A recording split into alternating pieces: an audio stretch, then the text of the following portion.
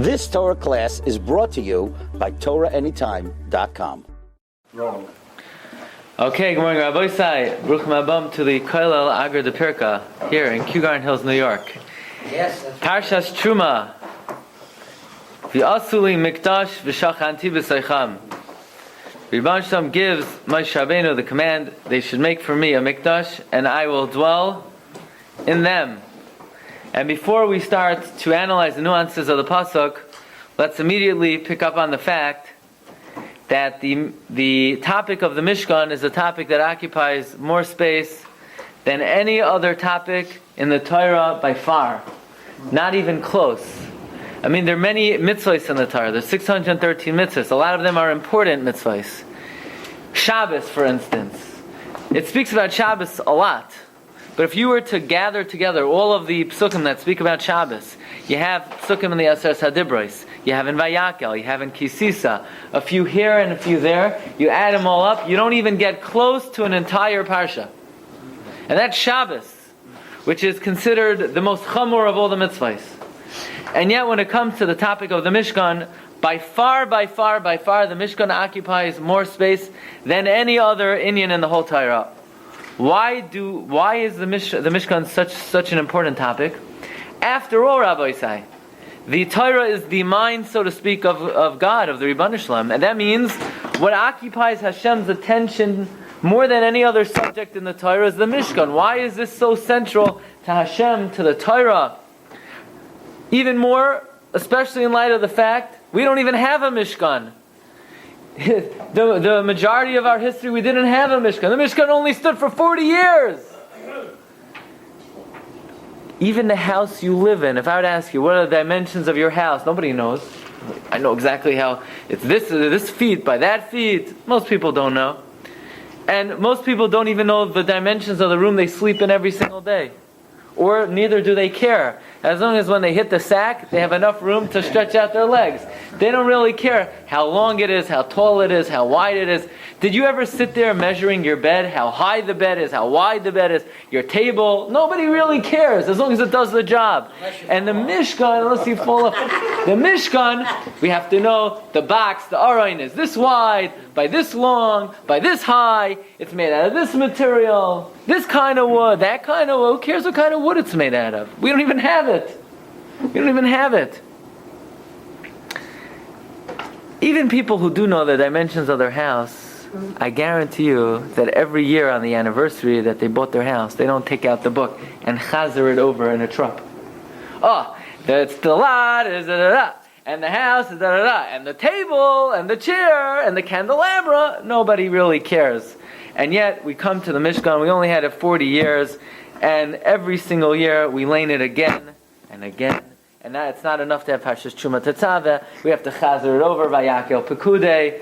I mean, if you were to put on the list of the most important topics in the Chumash, right? If let's say you could vote, what topic in the Chumash should be repeated again a second time?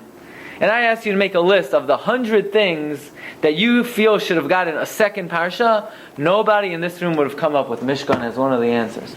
Shabbos, Kaves Avicha Vesimecha, Limud Torah, Bitachon, the dimensions of the Mishkan, nobody would have guessed. And yet, lo and behold, the topic that occupies more space than any other topic in the Mishkan, in the Torah, is the Mishkan.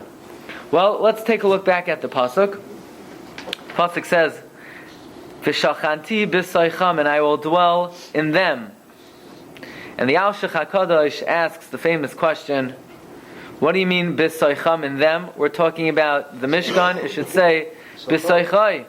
Says the Alshich in number 2, v'hu b'sum leiv el amroi. When we pay attention to that which it says v'shachanti b'soicham, v'lo yomar b'soichai.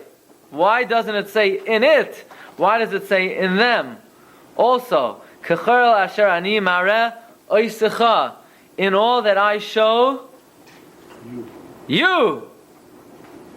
But it doesn't say licha, to you. It should say k'chol asher ani mareh, in accordance with everything I show, licha, to you. After all, Hashem is showing the image to them. It should say licha. But it doesn't say that. It says all that I show you. In other words, Rebbeinu Shalom is as if he's saying to Klal Yisrael, I am showing you. Stand up and look at yourself. You mean stand up and look at yourself? We're talking about the Mishkan here. What do you mean? K'chal asher ani mara oischa. Should say k'chal asher ani mara licha. I'm showing it to you. And then of course, Chazal Darshan, and it's something like this in the Gemara in Sanhedrin, V'chein ta'asu, on the words V'chein ta'asu, what does it mean? What do they darshan? L'doiros. V'chein ta'asu, so we should make L'doiros in all generations. Really? They only made the Mishkan once, and it was never made again. What do you mean in all generations? Okay, so let us begin on our voyage to try to understand really the significance of the Mishkan. And if you came here today and you braved the weather, that means you have a special zechus to be able to come to a deeper understanding of the topic that occupies more space in the Torah than any other topic. Comes the Alshich, the third line. V'hu ki hinei shamati loimdim mikan. I heard that we learned from here. Ki ikar hashras shchina ba'adamhu. The main hashras hashchina is not in a building, not in gold, not in silver, not in an aron, not in kruvim, not in a mishkan, but rather the ikar hashras hashchina is in the adam. V'loi ba'bayis. Ma'amorai, that's why it says bisoicham, in them. God dwells in the Jewish people, but not in sticks and stones. In fact, if you look in the beginning of the Chumash, the second pasuk in Bereshis, it says, V'ha'aretz haisa sayu v'avayu v'choshech al pnei sahayim v'ruach Elokim v'rachefes al pnei hamayim. And the Spirit of God was hovering over the waters. And Harav Avigdor Miller, Zechar Tzaddik asked, what do you mean the Spirit of God was hovering over the waters? Why couldn't it land on the water? So you say, what do you mean? An airplane can't land on water. Airplane needs to land on dry land. So God cannot, but if there are airplanes that could land on water. So if some airplanes could land on water, I guarantee you God could also land on water. So why is he hovering? Why is it V'ruach Elokim v'rachefes al pnei hamayim? And don't tell me you didn't get up to that pasuk yet. Second pasuk. V'ruach Elokim v'rachefes al pnei hamayim. The Spirit of God was hovering on the water. Says Rabbi Avigdor Miller, because God does not land on buildings, he doesn't rest on material, he doesn't rest on structures, he only rests on one thing: Jews. And that's why the Gemara talks about the importance of the mitzvah of Pru Revu. The Gemara says, the more a person is mekayim the mitzvah, the more they bring the Rebbeinu Shalom into the world. Because every human being is created b'tselem Elokim, and that Tselem Elokim becomes a resting place for Hashem. V'chol hamamayit mimayit b'tselem udmus. In fact, and the Gemara says, Al mi shoichen, what's God supposed to rest on? Al eitzim v'avonim, on sticks and stones? He rests on Jews. So therefore, what the Alshich is saying is, Hashem says, build for me a Mishkan, but I don't dwell in the Mishkan, I dwell on you. So what do you have to build a Mishkan for? If God doesn't dwell in the Mishkan, so what are you building the Mishkan? If he's dwelling on the Jew, so what's the Mishkan doing? What's the purpose of the Mishkan? Okay, Rabbi Sai, fasten your seatbelts. We're going to now try to understand the Tachlis HaMishkan and the Tachlis HaAdam. Comes Rabbeinu Bechai. Rabbeinu Bechai, one of the classic commentaries on Chumash, we mentioned many times the Chassam Sofer, very much loved the commentary of the Rabbeinu Bechai. He learned it every Friday night for 40 years. He always saw new chidushim in Rabbeinu Bechai. Well, Rabbeinu Bechai tells us that the Mishkan is a microcosm of the universe, is a miniature of the universe. In fact, how many stratus, how many dimensions, strati, how many dimensions of existence are there? 3. Well, you have something called Olam HaMalachim, the world of the angels. I was never there. And you have something called Olam HaGalgalim, the world of the celestial spheres, the planets and the stars. And then you have Olam HaShvalim, the lowly world. That's this world. Why is this world a lowly world? This world, nothing lasts. Nothing lasts. You could buy the nicest car in the world. You could spend all your money on it. In 2 days, it's already scratched. Yeah? You could buy a nice house. 2 days later, it's already worth less. Nothing, everything in this world fades away. It's Olam HaShafal. What? No, 3 levels. Olam HaMalachim, Olam HaGalgalim, Olam HaShalom. This is the lowly world. This world, everything withers and fades. Ketzel Oiver, Kechaloim Ya'of. Okay. Just like there are 3 levels of existence, there are 3 levels in the Mishkan. There are 3 dimensions and areas of the Mishkan. Area number 1 is Lifnimei HaParoiches. Within the Paroiches, within the Kodesh HaKadoshim. Kodesh HaKadoshim corresponds to the world of the Malachim. After all, you have the 2 Kruvim in the Kodesh HaKadoshim. That represents the world of the angels. You have outside of the Paroiches, the Oyal Moyed, where the main Kalim of the Mishkan were stationed. That represents the constellations, like the menorah. The lights of the menorah represented the stars of the sky. And then you have the Chatzar HaMishkan, the courtyard of the Mishkan, where in the courtyard you have the Mizbeach that consumed the behemoths. That represents the 3rd aspect of existence, this world, this lowly world. Well, says Rabbeinu Bechaye, if the Mishkan was a microcosm of the universe, you should know, says Rabbeinu Bechaye, Adam is also a microcosm of the universe. And Adam is also an Olam Katan. Which means then that the Mishkan was a mashal and an allegory and a model of man.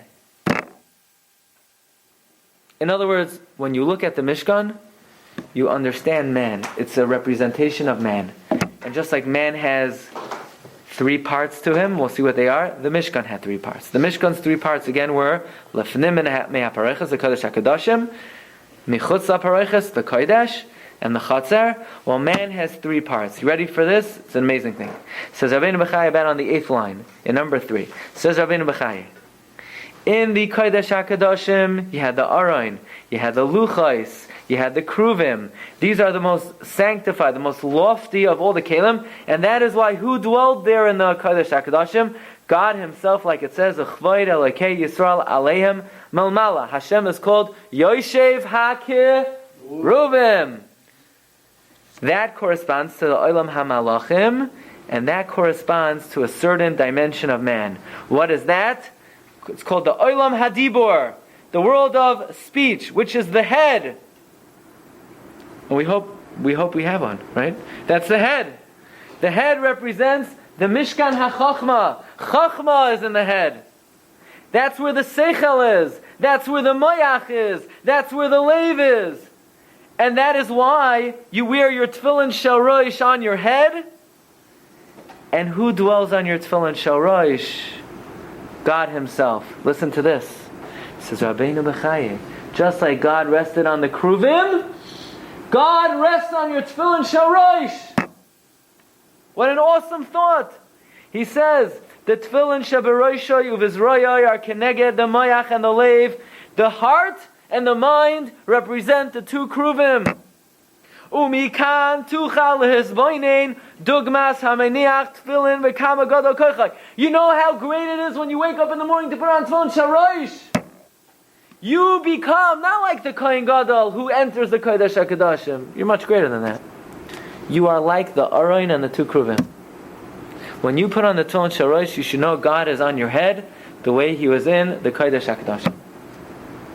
So just imagine how much the Kohen Gadol tzittered when he went in on Yom Kippur into the Kodesh HaKadoshim. I guarantee you, the Kohen Gadol did not take his cell phone in with him to the Kodesh HaKadoshim on Yom Kippur. So should you take one in with you to the shul? I guarantee you, if the Kohen Gadol wanted to say something in the Kodesh HaKadoshim on Yom Kippur, he didn't say it. Should you say something in your tefillin? No. I guarantee you, the Kohen Gadol was very careful what he read when he was in the Kodesh HaKadoshim. You got to be careful what you do with your tefillin. Wearing the tefillin shel rosh is greater than the Kohen Gadol on Yom Kippur. It corresponds to the Kodesh HaKadoshim. It says Rabbeinu Bechaye tuchal lehizboinen dugmas hameniach tefillin. The tefillin shel rosh is keneged the kedusha of the Kohen Gadol entering the Kodesh HaKadoshim. Let's move on to the next dimension of man. Moving on from his mind is the second chilek of man, which is the internal organs. So we move down from the head to the cavity of the body that houses all the organs, the heart, and all of the vital organs. That corresponds to the Olam HaGalgalim, the world of the celestial spheres, and therefore the body, the main part of the body, corresponds to the second aspect of existence, which is the Olam HaGalgalim. And then finally, you have the third aspect of the Mishkan. The third aspect of the Mishkan represented the lowly part of the world, and that's why in the third aspect of the Mishkan you had the Mizbeach HaNechoshes, which is Mizbeach HaOila, that they were makriv karbanos, and, says Rabbeinu Bechai, a very interesting thing. This corresponds to the lowest part of the man, from the waist down. Now from the waist down, you have two diametrical ideas and concepts associated with an Adam from the waist down. That is the part of the person which creates the next generation, is Havaya, it creates. It's also the first to decompose. So it's interesting how, as says Rabbeinu Bechai, really, how's that possible? How's it possible that the part of the Adam which creates is also the first part to disintegrate? The answer is, it's the concept of disintegration which necessitates creation. Because if a person lived forever, he wouldn't have to create a new generation. But because a person is finite, therefore that same part, which is the most finite, which is the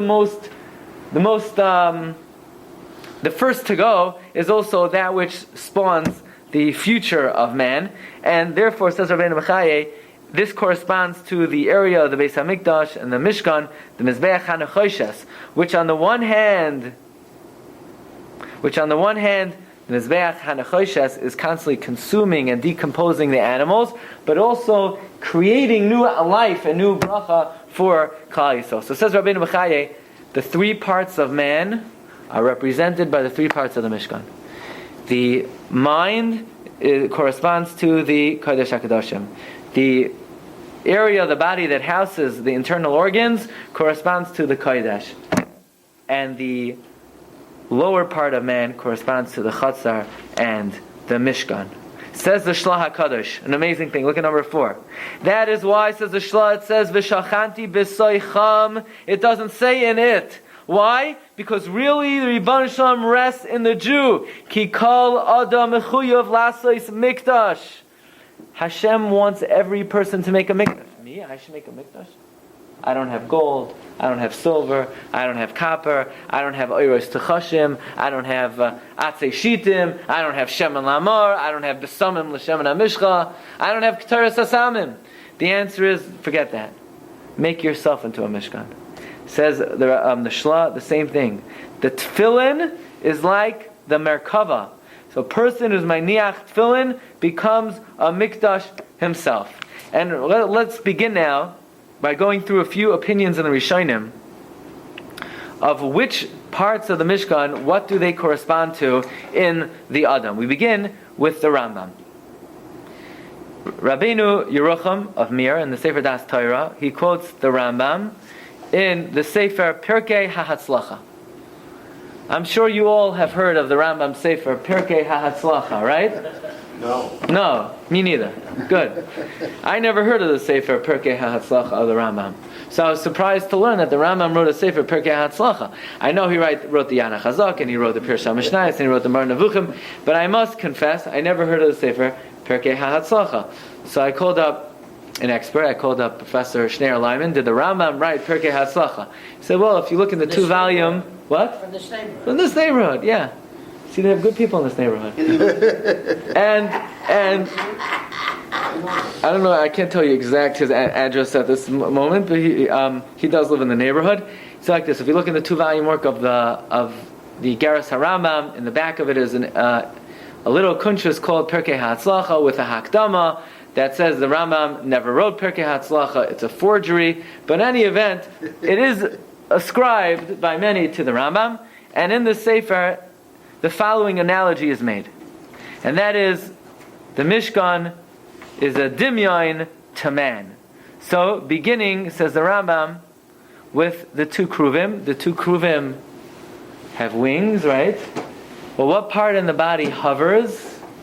The lungs. the lungs. Inhale, exhale, the lungs look like two kruvim that are hovering. And then you have the luchais. The luchais are the heart, like it says, kasveim al luach libecha. Then the Rambam says, how many branches on the menorah? Well, 7. Yeah, everyone here, everyone in this oilam has that with me. 7. 7 branches on the menorah. Why? Corresponding to the 5 senses, plus the sense of the ability of speech, the faculty of speech, and the faculty of imagination. And therefore the Rambam says that the entire Mishkan was a dimyon to man. Now why do we need a dimyon to man? Why would I need a model of man? What's the function then of the Mishkan? If God is dwelling in man, what do I need a model for? The Kuzari, in the Sharbez, Ois Chafei Chavav, he also writes that the Mishkan is a tsiur of the image of man, and he therefore says, different people were given the privilege of carrying different items of the Mishkan. So for example, you had Kahas, Gershon, Merari, and also Elazar HaKohen also carried. But it went in order of importance. So for example, there are some aspects of the Mishkan which are like the life force of the Mishkan. They're very subtle, they're very fine. You have things which are not as fine, but vital. You have things which are a little bit more structural, and you have some things that are not vital and subtle, but they're purely structural. I'll explain to you what I mean. The Shemen Lamar, the Ketores, the Shemen Hamishcha. These things are very subtle. Oil. It's not like you could, I'm going to carry the oil. It has to be in a special container. It can't drip. The Ketores also was very sensitive, was very subtle. That's like the life force. That's like the chiyus of man, right? If somebody were to say, carry my life, where is it? How are you supposed to carry it? That was given to Elazar HaKohen. He carried the items of the Mishkan that were the life force of the Mishkan. The Shemen Lamar, the Ketores, the Shemen HaMishcha. Kahas, who is the greatest branch of the family of Levi, he carried the Aron, the Shulchan, the Menorah, the Mizbachos, the Klei HaKodesh. What do they represent? The vital organs. The heart, the liver, the kidneys. What do all the vital organs have in common? They have no structural parts of the body that hold them together. There are no bones in them. There are no muscles holding them. They're just an organ. So there's no structure to them. They're just vital organs. And that's why Kahas was very prominent. He was awarded the ability to carry, so to speak, the organs of the Mishkan, the Klei HaMishkan. Gershon, he carried organs that were structural. For example, he carried the Oros Elim. He carried the Yeriyos HaMishkan. He carried the Mechsei Oyal Moyed and the Mechsei HaTachash. That's like the skin. Skin is actually the biggest organ in man. It's structural, but it's still an organ. But then Merari, he carried the purely structural items of the Mishkan, the Bricha, the bars, the Krushim, the beams. That's like the bones of the Adam. So again, we see another Rishon who brings this analogy that the Mishkan, in fact, represented man. Comes the Nefesh HaChaim, and the Nefesh HaChaim says a frightening thing. He says, Gam al Zois in the Shararaf, Parak Daled, number 7 on your sheets, Yecharad Leiv Ha'adam Yam HaKodesh, that a person's heart should tremble. Why? Shehu koilel betavnisai kol ha'koichos v'ha'ilamos kulam. A person encompasses in his image all the forces of the world, and he says on the 4th line, you know what man is? Neged beis kodshe kadoshim. Man corresponds to the kodesh hakadoshim. And then the Nefesh HaChaim says one of the most frightening things you could imagine. That if a person is tempted with an improper thought, he has to know that if a person allows an improper thought to fester in his mind, what he's doing is he's bringing a zoina into the Kodesh HaKadoshim. And what's he doing? He should know that worse than Titus being mezaneh with a zoina in the Kodesh HaKadoshim is a Jew has an improper thought. Why is that? Because the Mishkan is only a mashal to the Kedusha where God rests. So if Titus goes ahead and he brings in a Zaina into the Kodesh HaKodashim, he's only bringing a Zaina into the mashal. But imagine if a person brings in an improper thought into the actual item where God dwells. That's infinitely worse. So the next time you want to know, should I watch that? Just think, would I watch that in the Kodesh HaKodashim? It's not so bad. Would you do that in the Kodesh HaKodashim? That should be the barometer. In other words, anytime you have a question, should I read that? Should I look at that? If you would bring it into the Kodesh HaKodashim with God standing around you with the iron chain around your foot, ready to be yanked out in case you do something improper, that should be the barometer. Says the Nefesh HaChaim in the paragraph that begins v'chein. V'chein kol ched asher kol ish yisrael machnes b'libay eish zara. If a person brings into his heart a foreign fire, bekas.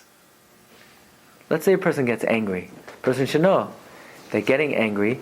Would you, let's say on a random Tuesday, say, you know Hashem, I know you like fires in here, so I decided to bring in my own fire on a regular Tuesday. That's not Yom Kippur. What's going to happen? They'll be yanking you out by the chain around your leg in a few moments, right? So you should know, says Nefesh HaChaim, if a person allows the fire of Kas to take over his heart, or other improper thoughts, you're like burning down the Beis HaMikdash, that's all. He says, we could apply the pasuk in Yeshaya, Beis Kadshenu V'Sifartenu Haya L'Sreifas Eish Rachmana Litzlan. Then it says the Nefesh HaChaim, in the paragraph in the next column, V'lachein Ha'adam Me'am HaKodesh Shekoilo Gamkein Kol Sidrei Bereshis V'Sidrei HaMarkava Hu Gamkein Dugmas V'Savnis HaMishkan V'HaMikdash V'Chokelav. A man is actually representation of the Mikdash. And the Iker Hashras Hashchina is not in the Mikdash, is in the Adam. And then he says in the fifth to last paragraph, V'yesh loymar al derech zeh v'asu li mikdash k'chol asher ani mareh oischa v'chein tasu chazal Hashem l'doyros. And we ask, you don't build a Mishkan in every generation. Oh yeah, you do it every day. The obligation is to make yourself worthy to be the actual Mikdash where Hashem dwells.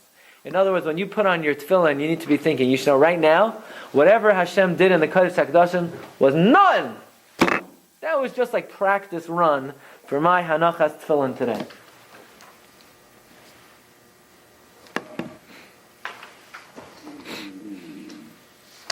Says the Reishis Chachma, Rabbi Leo Dividas, contemporary of the Arizal, also he brings down this idea, Iker, Diras, number 8, Hashchina, Eina Ela Benefesh Hazaka. The main habitation of the Shechina is in the pure soul, like it says, V'asuli Mikdash, V'shachanti b'soicham, in the Jew. And he says at the end, V'zu b'china b'Yisrael yoser mi'ha'umais. This is true by Jews more than the nations of the world. V'chashar yistakel ha'adam b'inyan zeh. And if a person contemplates this, if you think about this, Yislahiv nafshay bi'ahava, your soul will be inflamed with love of Hashem. V'yomer b'libay, say to yourself, me? Flesh and blood? Dust and ashes? That God, who it says about him that the heavens and the highest heavens can't contain him, he wants to live in me? Little old me? Mani! What am I that Hashem wants to live in me? You know, people go to the Kaisel, and even people are not so serious, they get a little serious when they're at the Kaisel. Even though the Kaisel has nothing to do with the Beis HaMikdash. It's not a wall of the Beis HaMikdash. It's a wall of the Rabbi. It's a retaining wall. But still we're getting close to the Beis HaMikdash. But you're just getting close to the Mashal. How much more should a person be careful with his words, with his thoughts? They themselves are the main desire where Hashem wants to rest His Shechina. Now, if you look over here at number 9, the Sefer Machshavas Musar, these are the thoughts of Rav Shach. And you just read these words, it looks like Rav Shach is like, he cannot contain himself writing about this concept. This idea that the Ribono Shel Olam, who says, Eizeh bayis tivnuli, ve'eizeh makom menuchasi, the Ribono Shel Olam, he says, where do you want to contain me? Hinei hashamayim, eshmei hashamayim, lo yichalkelucha, it's molei kol haaretz kavodeh, and yet the Ribono Shel Olam is willing to dwell in the Mishkan, but the Mishkan is not the real deal, it's only b'soicham, it's in Klal Yisrael. Says Rav Shach, Nimtza, number 9, middle of the piece, Shakadosh Baruch Hu tzimtzem eshchinasai b'roish shalcha. God confines His Shechina in your head. How big is your brain? It's only a tefach by a tefach. If you have one, right? It's only a tefach by a tefach. And your head is the Mishkan and the Mikdash. Says Rav Shach, is this how you learn Parshas Terumah? Yeah, did you ever learn Parshas Terumah this way? That everything we learn Parshas Terumah, Tetzaveh, Kisisa, Vayakel, Pekudei, is just to give you an inkling. If God rests in this house just a little bit, that gives you some inkling of how great you must be for God to dwell in you. Says Rav Shach, did you ever understand the pasuk V'shachanti b'soicham this way? Says Rav Shach, would it be possible ever to whittle away your time and waste your time with Dvar B'Telem if you had any understanding of what we're learning? That basically, forget about the Kaisel. The Kaisel is nothing compared to you. The Kaisel is just the retaining wall of a Beis HaMikdash, which is just a mashal to you. So it says Rav Shach, be careful. Don't sully yourself. Don't dirty yourself. So this is really the highlight of the Shiur now. Maramakam number 11, the Sefer Oyel Yehoshua. Sefer Oyel Yehoshua is written by Rabbi Shua Heller, and I heard a certain comment that Rabbi Shua Heller made, but it was very hard to get a hold of the Sefer Oyel Yehoshua. And actually, I remembered from like 28 years ago in my grandparents' house, there was this little red Sefer, Oyel Yehoshua, Chosen Yeshua, and I wasn't even sure if I saw it there. It was a very long time ago, and it was a big bookshelf. So I went to my grandparents' house, and none of the Sfarim were there anymore. They were my uncle's Sfarim, so I went to my uncle's house. He says he thinks he has it. He says, check the basement. I checked the basement, and I got a hold of the Sefer Oyel Yehoshua, the little red Sefer with a few other Sfarim in it. And since then, I was able to find it they had one in a Sfarim store in Lakewood. I called them up, I got that one. And then they recently republished Oyel Yehoshua separately without the other Sfarim. The Oyel Yehoshua was written by Rabbi Shua Heller, who was a Talmud of the Nachalas David, of David Tevel, who was a Talmud of Reb Chaim Belozhner, who was the Talmud of the Vilna Gaon. So again, we already saw the Nefesh HaChaim bringing out much of this idea that we're mentioning. But Rabbi Shua Heller, by the way, he's the brother of Rabbi Chiel Heller, the author of the Amudei Ar. And I'll tell you an amazing story. By the way, the Amudei Ar was nifter in 1868. He only lived to be 47 years old.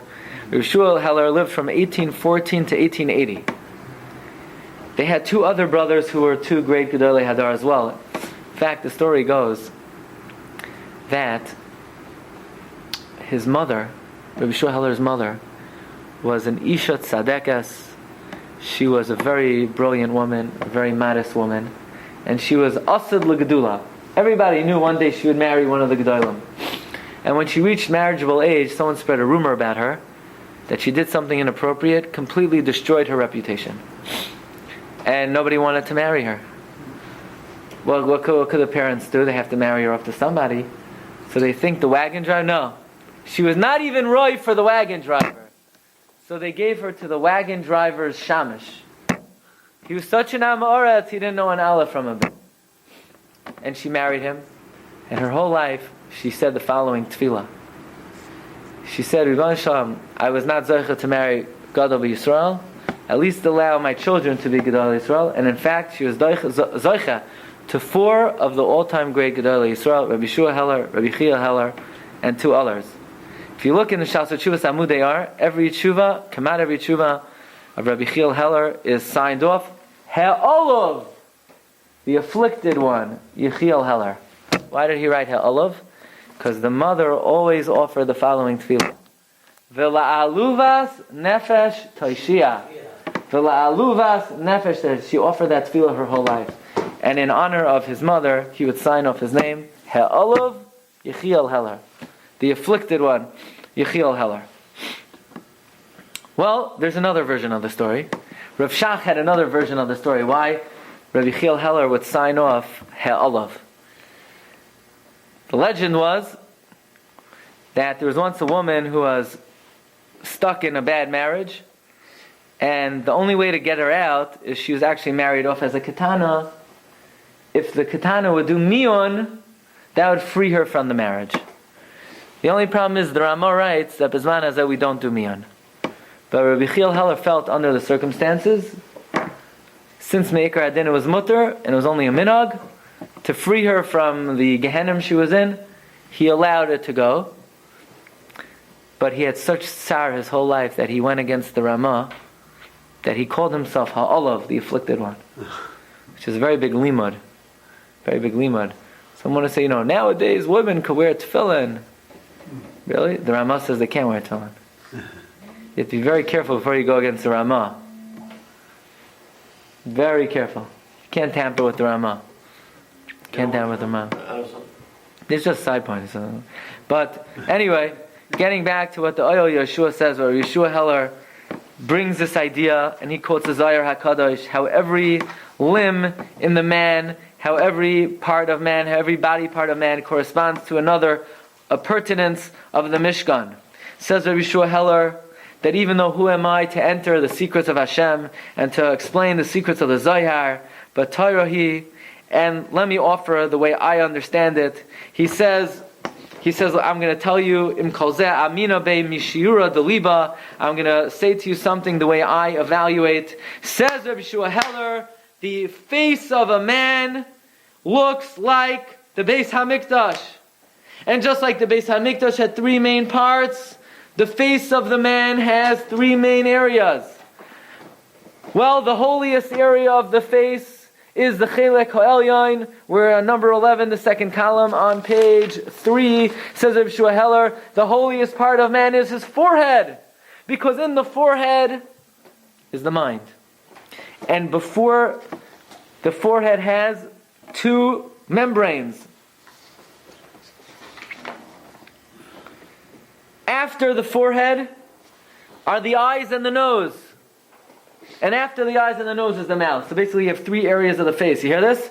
You have the forehead, you have the nose and the eyes, and you have the mouth. The top area is part 1, the forehead is part 1, the eyes and the nose is part 2, and the mouth is part 3.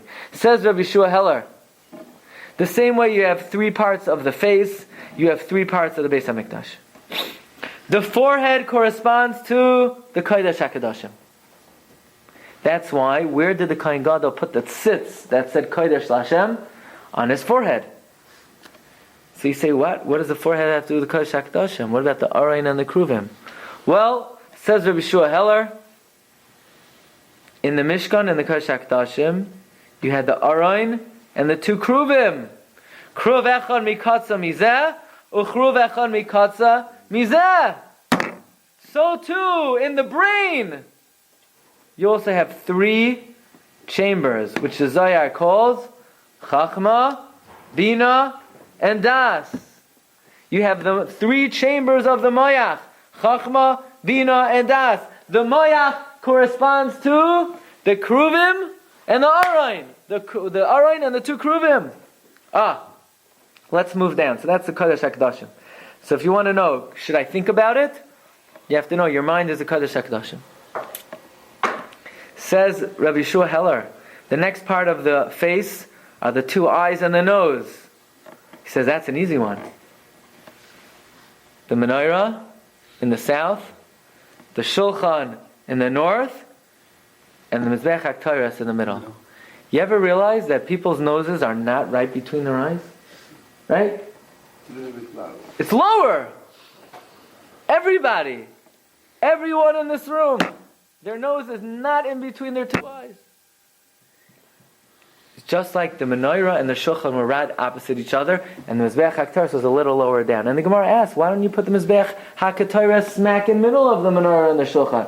The Gemara says you can't do that. Ki hechi dechazi ahadadi. The menorah and the shulchan have to look at each other. The same way the two eyes have to be able to see together. Menorah, Shulchan, lower down, Mizbeach HaKetores. So just like the Mizbeach HaKetores was Mashach Kima, was a little bit lower, so too the nose is a little bit lower.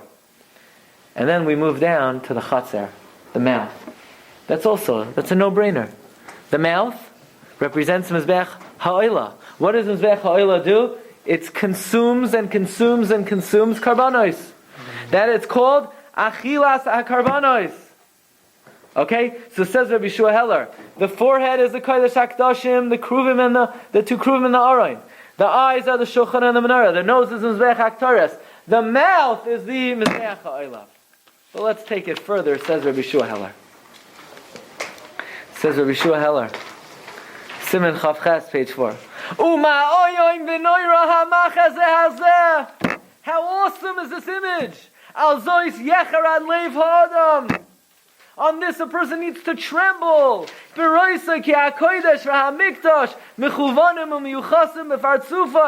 you know that the Mikdash and the Beis HaMikdash and the Mishkan are emboldened on your face? And your moyach is the Aron?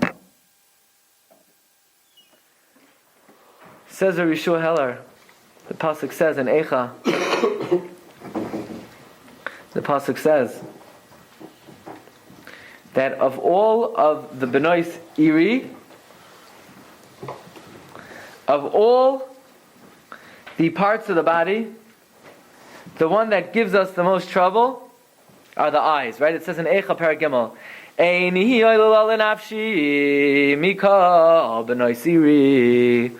Our eyes give us the most trouble. Really? Spiritually, the eyes is the biggest source of challenge for a person. Why? Because all the averos a person does, it's only because the eye sees. The eye sees, the heart wants. Says Rabbi Shua Heller, Ha'asham taloi ba'inayim yoiser mivikol ha'evarim. The eyes are the most guilty of all the parts of the body. By the way, that's why. What does the Yetzer Hara look like? By the way, the Yetzer Hara is whatever you make him into. Yetzer Hara is only what you succumb to. The Gemara says, Yetzer Hara, malei einayim. He's malei einayim. Says Rabbi Shua Heller, the eyes cause us the most trouble. Like the pasuk says, Ayeh HaKadesha. Where's the Zaina? In other words, who's responsible for all the averos you do? Hi ba'inayim. Hi ba'inayim. Play on words. Ayeh HaKadesha. Who's responsible for all the illicit behavior? Hi ba'inayim. Well, says Rabbi Shua Heller, Rabbi Hashem has rachmanas on us. And that's why, corresponding to the two eyes, he gave us two eyes that correspond to the two chalakim of the Mishkan that correct the eyes. What are they? The Menorah and the Shulchan. But says Rabbi Shua Heller, there are two main infractions that the eyes are guilty of. Infraction number one is straying after arayos, looking at something that's inappropriate. Besides the fact that it's the eye that causes the heart to desire, even if it wouldn't cause the heart to desire, merely looking at and gazing for the sake of pleasure of somebody who you're prohibited to, that itself is an aveira. And the other aveira that the eye and that we're guilty of is stingy-eyed, stinginess, tsaras ha'ayin, being stingy. Especially the Gemara says in Bava Basra Daf Ayin Hey, Kol mi she'einav tsaros v'talmidei chachamim ba'olam hazeh mismalois einav asham la'olam haba. Stinginess is wrong, but especially to talmidei chachamim. People say, yeah, they chose not to make money, so why does it have rachmanas on them?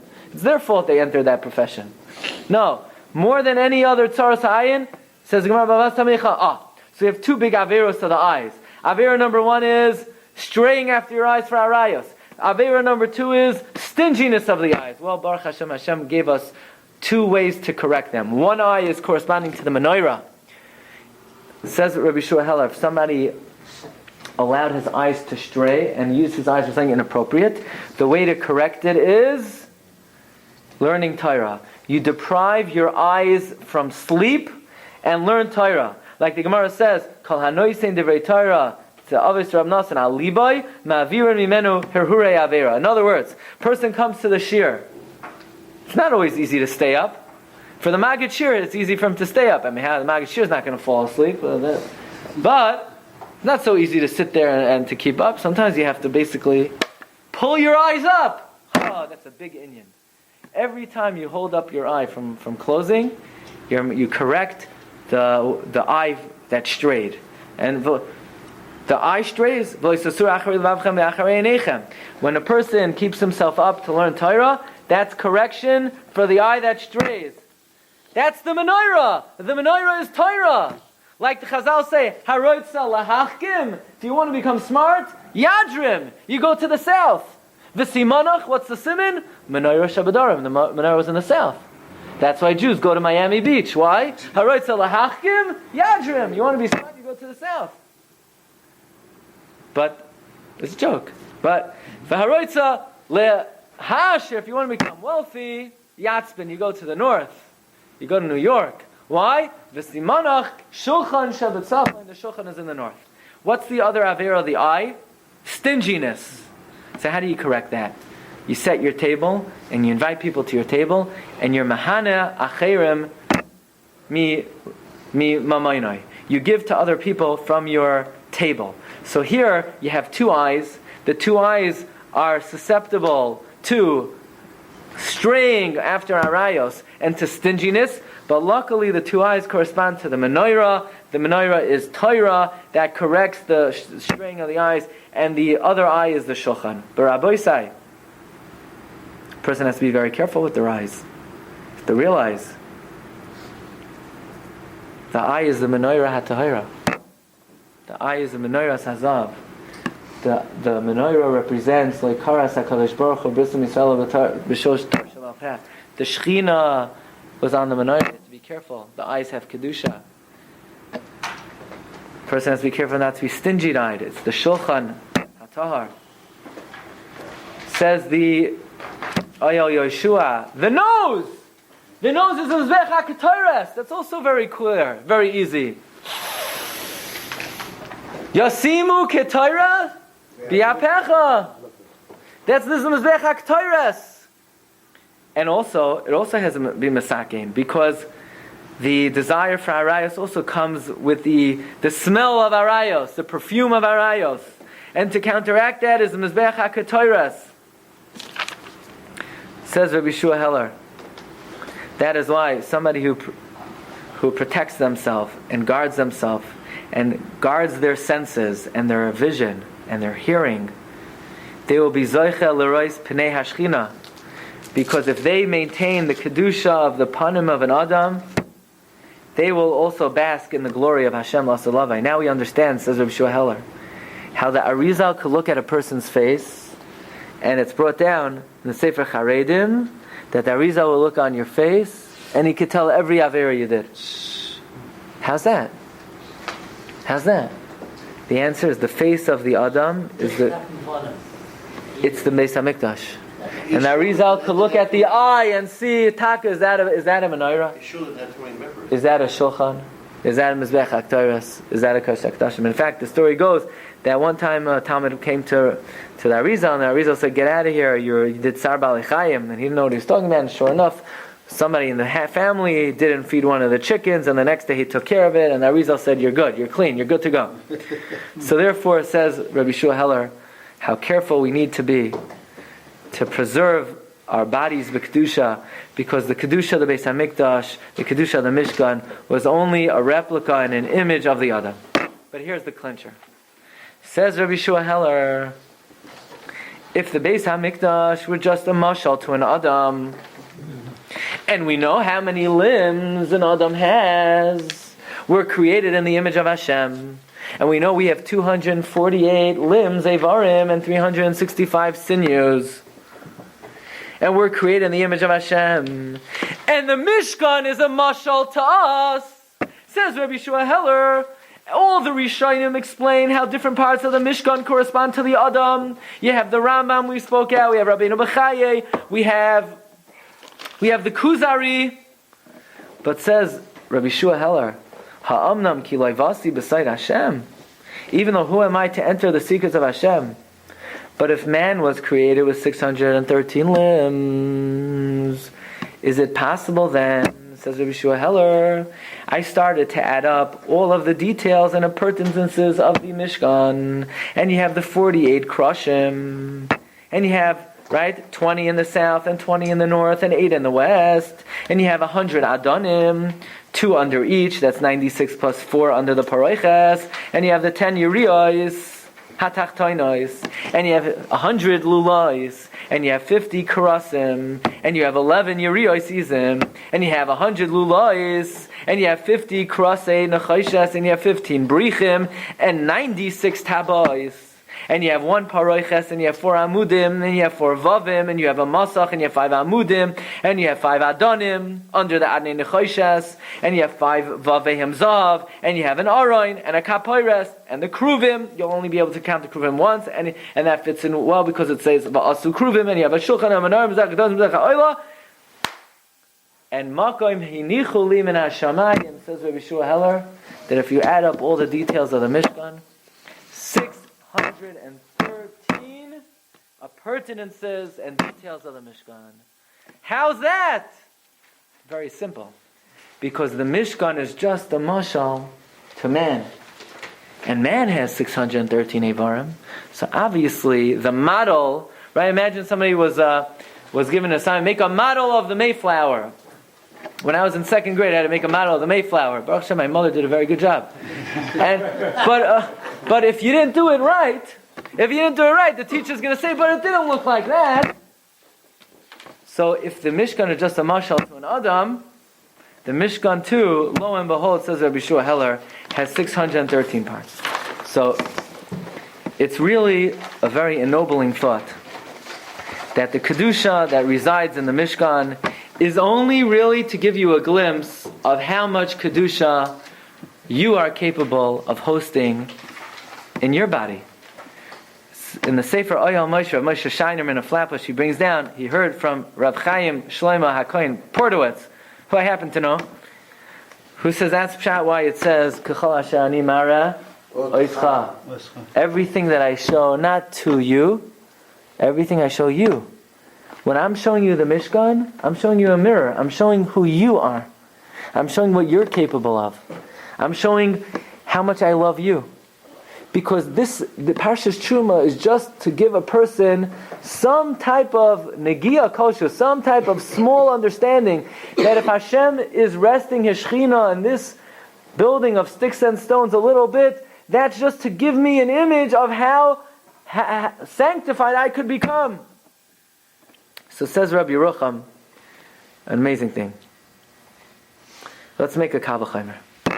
If blue wool and purple wool, which are just inanimate objects, if they're able to bring Boirei Olam into them, and the whole purpose of this model is just to give you a picture of who you are, so now let's make a Kal V'chomer ben Benoisho Kal V'chomer. How great a person is, how much Kedusha a person could have, how much the Rebbeinu Shalom loves a person, how sanctified, how great a person could reach. So now I think we can understand an amazing thing. Of all the topics in the Torah, of all the mitzvahs in the Torah, why is the Mishkan the most spoken about topic? Because it's you. And you never get tired about hearing about yourself. Yeah, mitzvahs are important, emunah is important, but the most important thing to know is, but who am I to do the mitzvahs? I should do them. I'm just a glorified animal. No! You're greater than the Mishkan. You're greater than the Kaisa. You know how you stand at the Kaisa with reverence and awe? Well, be in awe of yourself.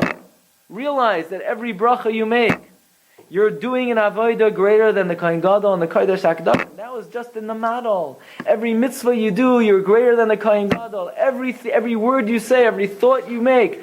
The most important topic in the world is you. Is you. You say, but I don't care about the house I live in, if it's 3 feet, 2 feet, 2.5 feet. Yeah, but you care how much you weigh. Every time you go to the doctor, he weighs you, he measures you. You haven't grown in 30 years. Doesn't matter. Every time he's measuring you, weighing you, he's writing down every single detail. Again, you just did it last month. No. When it comes to you, nothing is extra. Nothing is superfluous. The most important topic in the Torah is Gadlus Ha'adam, the greatness of man, the love Hashem has for man, and that is evident by the attention that the Rebbeinu Shalom gives to the Asiyas HaMishkan, which is not b'saychai, but rather b'saycham, a mashal to the sanctity that a person is able to achieve with their own abilities and their own bodies. Rabbi, have a wonderful day. You've just experienced another Torah class brought to you by TorahAnytime.com.